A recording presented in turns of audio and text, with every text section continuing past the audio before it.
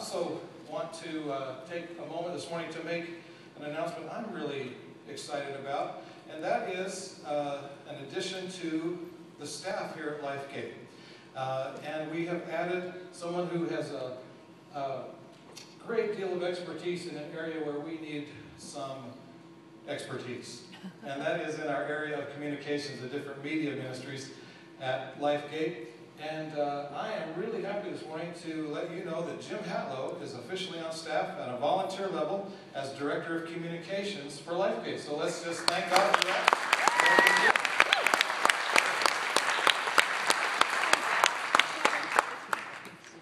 Jim is human, I have discovered that. But he has more gifts than any human being really ought to have.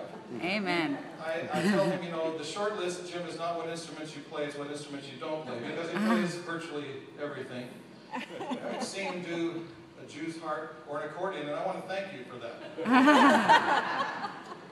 we have just personally play the accordion, go to jail, that's the law, but anyway, that's just a personal preference. And I appreciate your sensitivity in that area, Jim.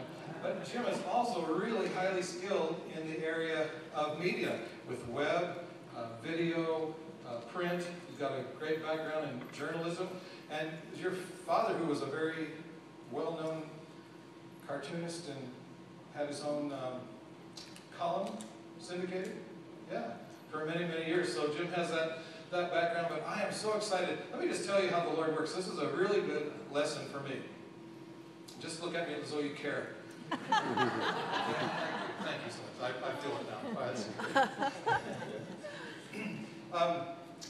I was thinking about this area because we're wanting to sort of upgrade, update, and improve the way we communicate the various activities that are happening at the church and the quality of, you know, the various things from the video slides to bulletin and all of those things. And so I was thinking about that and happened to have dinner with Jim and Terry some months ago, and they were telling me about, Jim was basically telling me about his journalism background, which I didn't know about, and his skills in this other area.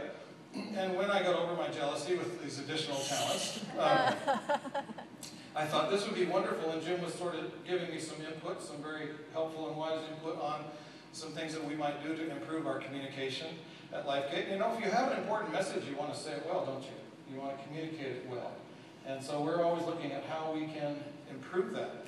Everything from the guy who preaches to the various announcements that get made. And we want you to know that there's some wonderful things going on, but we want to say it appropriately. So we were talking about all of that. And here was my thinking. You know, when the day comes that we have the funding to add someone in a staff position as Director of Communication, that would be a really important position, and I could immediately see the value in it. That was my thinking until I happened a few weeks later to talk to two friends of mine, one who pastors actually a very large church, and another one who pastors a church that's a little bit smaller than Lifegate, and both of them had at least a couple, if not more, staff people, either directors of ministries. In a couple of instances they were pastoral level staff, but they were on a volunteer basis. And suddenly I realized I had sort of limited myself in my thinking to respond to something that was really a need.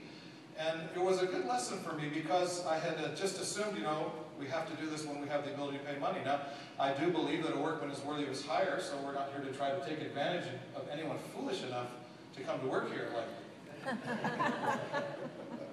No, I'm just checking if you're paying attention this morning. I'm in a strange mood, and so are you, so we're just going to okay.